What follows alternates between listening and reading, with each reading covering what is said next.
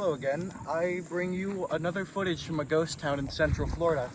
Today I am in Ethel, which is in the middle of what can generally be considered the Wekiva area. I'm currently in, I believe, Rock Springs Run Park, and this area was only discovered in 2008, a cemetery, and largely was completely forgotten about, whatever remained of it, as was park developed around it. Even now, actually. No, this was discovered during the construction of the Wekiva Parkway, which is the beltway around Orlando. And state forest people building a new road. Now, there's a cemetery back there. Look at this, right here.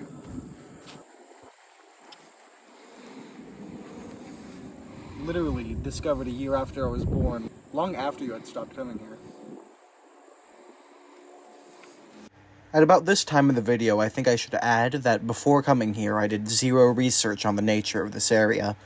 Frankly, me and my dad were simply exploring, and I noticed that there was a historic cemetery deep in the woods nearby on the map when we were looking at trails in the area. This video was entirely improvised, and only now, as I'm home editing, am I going to give you the history of Ethel, now that I've done proper research. Ethel as a settlement was first populated sometime in the 1860s via land grants or homesteading. The name has unclear origins and will likely never be known. The community grew up around a commissary, or general store, that had belonged to a timber company and burned down prior to 1916. There was also a post office and a schoolhouse, where church services were held every other Sunday by a minister who crossed the Wekiva River by ferry. Ethel was a rural community, and sparsely populated. Most of Ethel's people were agricultural, but census records show carpenters, machinists, wood craftsmen, a photographer, ferry operators, and school teachers all made up members of the community. A major freeze in 1895 destroyed the citrus trees and caused most of the residents to abandon their furnished homes and livestock. Besides the cemetery, which I show now, a few moss-covered bricks and colored bottles are the only evidence of any previous habitation of the Ethel area.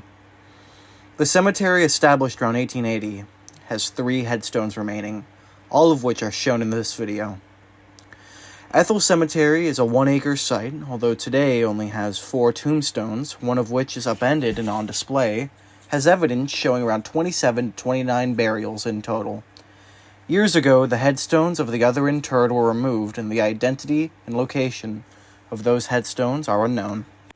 Beyond the cemetery, what also remains of Ethel is the namesake trail, which I used to get here, and also the Lewis House and remnants of Miss Rowena Lewis's birthplace, though these were constructed on the site of the old schoolhouse decades after the rest of Ethel had disappeared. Another important thing I'd like to add is that the 4th tombstone present in Ethel, though not part of the cemetery, rather on display nearby, is that of Anthony Frazier, a Civil War veteran and freedman whose life and family are given a display just outside Ethel Cemetery for their importance in the development of the area. His tombstone was actually found during the development of the now abandoned Ethel, during the Wekiva Beltway's construction. Matter of fact, it was found underneath now where the Wekiva Beltway goes through, with the intended original burial site now lost forever. If you have seen my other ghost town videos, a lot of this would actually remind you of Kismet, especially that memorial over there. However, this one is a little unique in the sense that it's, number one, in the middle of a state park and was completely unknown for much of the state park's existence, but also the fact that there's an entire historic preservation here that simply wasn't given to Kismet, and it gives us the opportunity to actually see this. And it makes me wonder if all of this that you see here, these memorials, were literally just sitting underneath trees and foliage that people didn't look through. It makes you wonder how many more ghost towns simply haven't been found yet.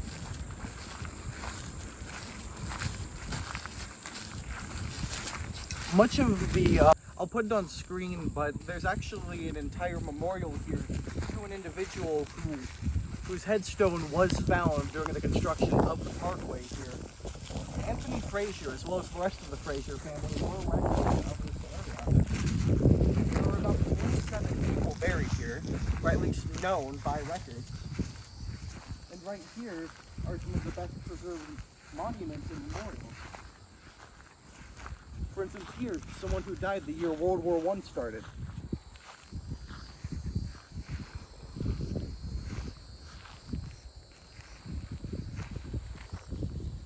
What great masonry.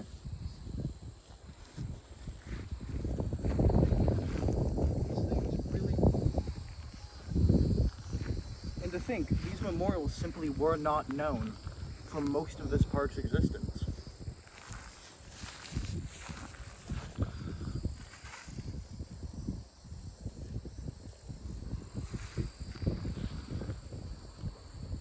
I will put on screen the other parts of Ethel that have been preserved, such as the buildings that still remain, as well as the trail. However, the thing is, the only real monumental part of Ethel remaining as a ghost town, now that the railway is gone...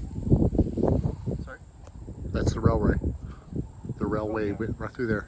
Now that the railway is gone, which directly goes behind me, you can see where it once was, simply is these monuments. And although not about Ethel specifically where I stand, I would actually like to mention a facet of archaeology and humans that I've always found fascinating.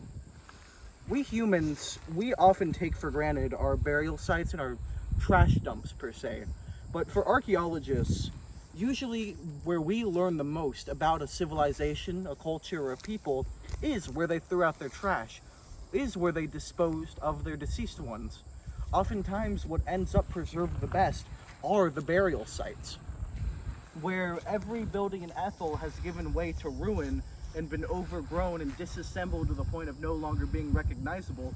Here, this graveyard is what stands monumentally to the fact that Ethel was once here. Even though this trail per se does exist and you can be aware there was once a settlement here, nothing really tells you there was once life here in a meaningful way besides this right here, the monuments. We humans leave monuments not just to be remembered but also for a sense of achievement. And I think it's funny, the monuments like this almost stand as an accomplishment. I wonder if the individual who was buried here, Luke H. Moore, would know that over 100 years, 111 years after they had deceased, that somebody would be documenting the existence of the place that they called home using the monument left to them. I think it's fascinating the way that we leave monuments to ourselves, and it makes me wonder, as we humans think, avoid, and fear death, as we try to postulate meanings to life, we try to avoid thinking about death and its inevitability.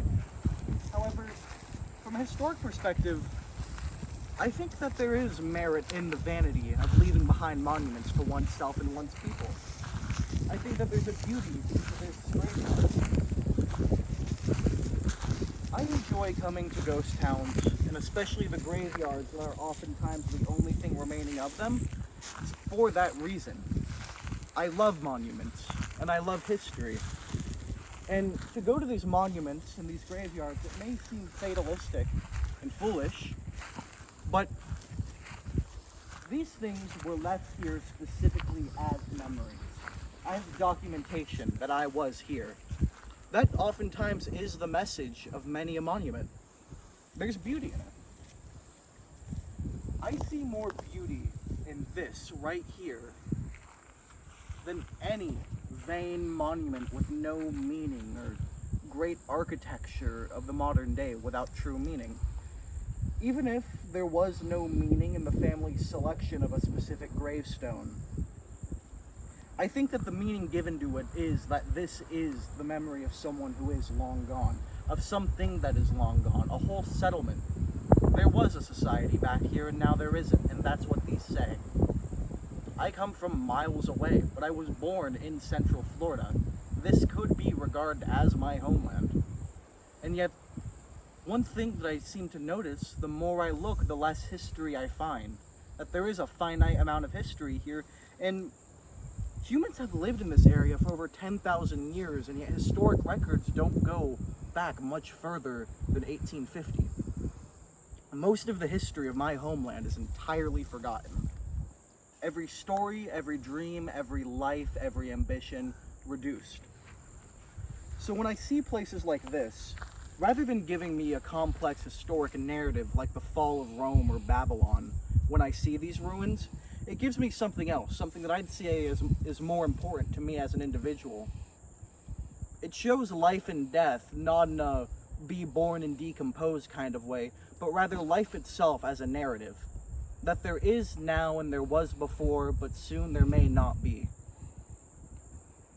These individuals, I'm not sure what they would think about my words, but there is beauty in the fact that it doesn't really matter because, well, they're dead and I'm not. This has been Ethel Cemetery. Did you know that you'll die? And you're probably going to be forgotten in not that long of a time on the human lifespan and history standpoint. But that's not bad. You're embarrassed about a lot of stuff that you've done. You want them to forget. And you will be forgotten. Every last bit of you. But here's the fun thing about graveyards. These people, I don't know anything about them. I'm not even sure if you can see their headstones from here. It's twilight. But they're remembered. None of their life decisions beyond the ones that got them a stone in a graveyard of a ghost town in the middle of Central Florida. You will die, and so will I. But that's not that bad.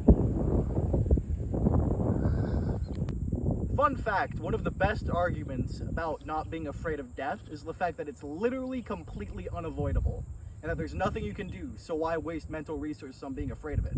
That being said, you're also going to be forgotten, and likely not that long after you die. But that's okay. Once again, you can't avoid it. You see these gravestones? This is a graveyard in a ghost town in the middle of Central Florida that was abandoned in 1895 because of a great freeze. All of those people, yeah, they're pretty dead, along with their entire town. But is that really a bad thing? I mean, maybe. That's existentially terrifying. But, hey, it happens.